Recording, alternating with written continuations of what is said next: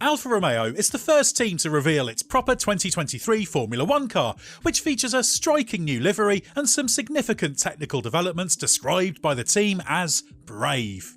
The first thing that catches the eye is the new look, as although Sauber will part company with Alfa Romeo at the end of the year, the colour scheme has been changed up for their final season together. The red and white of previous years is replaced with a more dramatic red and black livery, incorporating branding from new title sponsor Stake.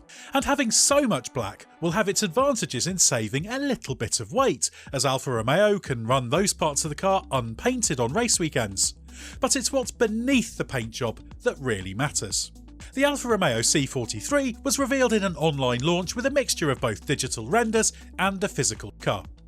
There were differences between the two, but there are plenty of genuine design features of the car that will be shaken down on a filming day in Barcelona at the end of the week, ahead of the first pre-season test in Bahrain on February the 23rd to 25th. Technical director Jan Monchaux said the focus of the team's design work had been the rear of the car. They have certainly been busy, with changes to the rear suspension and gearbox casing, as well as the introduction of Red Bull-style side pods. We'll get into all of that in more detail in a moment. Monchaux said that the intention of the development work was to unleash potential that couldn't be exploited in 2022, with the concept chosen leading to a performance plateau. He spoke of the team being brave, particularly at the rear, with more development of the front end promised during the season. According to Monchaux, this required some major changes to what he described as big, complex parts. These impact the fundamental architecture of the car. That's where the race made its contribution to the launch, posing a question about the detail of those changes and how big an impact it will have on Alfa Romeo's major weakness from last year, rear stability in fast corners. Monchaux is confident that these changes have eliminated the constraints of last year's car, when Alfa Romeo was stuck in a corner.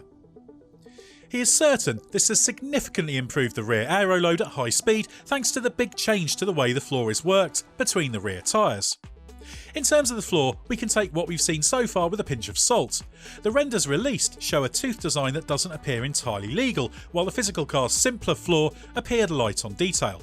However, we can be sure the definitive version that runs on track will be a significant change from last year, given the edges are raised by 15mm. The most obvious change made by Alfa Romeo is in its side pod design, which has moved closer to the concept of the all-conquering Red Bull RB18. This features the aggressive downward ramps at the rear of the side pods, which is all about feeding air into the Coke bottle area to help to energise the diffuser. By comparison, last year's car did have a slightly downward swoop, but didn't channel anything like the same amount of airflow to the floor. Alfa Romeo has also moved to a more letterbox-shaped cooling inlet on each side of the side pods compared to last year's teardrop shape, making room for a more aggressive undercut. This is a more Ferrari-style radiator inlet design, which allows excess airflow at high speed to flow out of the outer corner and down the side pod, rather than spilling out lower down and interfering with the underfloor airflow. This should further improve the high-speed airflow to the rear of the car. That, in turn, will help the performance of the underfloor, which is key to downforce generation under these rules. The engine cover has also been modified, moving closer to the Red Bull style to accompany these changes. That makes it a little more bulky in some areas compared to last year, which again hints at packaging changes under the skin that have cleared the way for the more aggressive side pod design. Some of the cooling louvres have also moved from the top of the side pod to the engine cover. The fact the side pods are more slender than last year's also suggests that Alfa Romeo has been able to improve its cooling package, potentially thanks to increasing the length of the car. The Coke bottle area itself is more open than last year because of the side pod design change. This is all about maximising the airflow to reduce the base pressure on the outer edges of the floor and improve the performance of the diffuser. Although Alfa Romeo uses the Ferrari engine and gearbox, it has once again decided to make its own gearbox casing to slot the internals into. This has allowed it to modify its rear suspension geometry, switching from last year's pushrod design to pull rod. This also contributes to maximising the aerodynamic opportunities at the rear of the car. The diffuser appears to be the maximum area allowed by the regulations.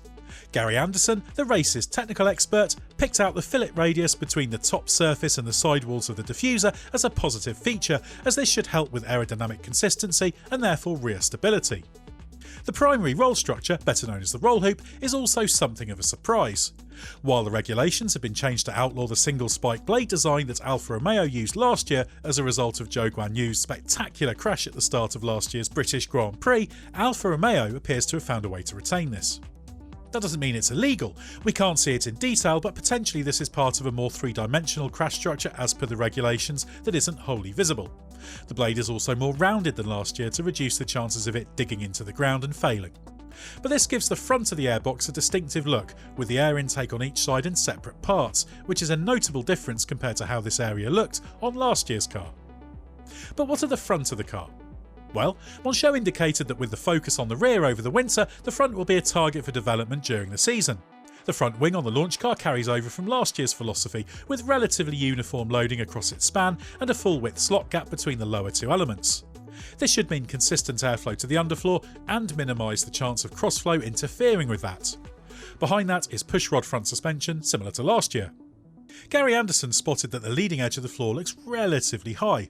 That's something he's not a fan of and suggests could reduce the potential for underfloor downforce, although it should increase its consistency. Alfa Romeo's objective is to be a consistent top 10 threat in 2023. That's a realistic aim given its form of last year, especially early in the season before it dropped off prior to a late rally after floor upgrades. To help Alfa Romeo deliver consistent results, Monchaux also expects reliability to improve. And it needs to, given it had the worst retirement rate of the 10 teams last year. Monchaux described reliability as a major area of focus in a bid for the team to regain what it sees as one of its previous strengths. As part of that, it's hoped the revised cooling package will ensure there's no repeat of the overheating problems that afflicted the team at times early last year. Like a significant step forward from last year, and looks different both in terms of design and paint job. But Alfa Romeo needs it to be a major stride in terms of performance and reliability if it's to match, or better, last year's 6th place in the Constructors' Championship.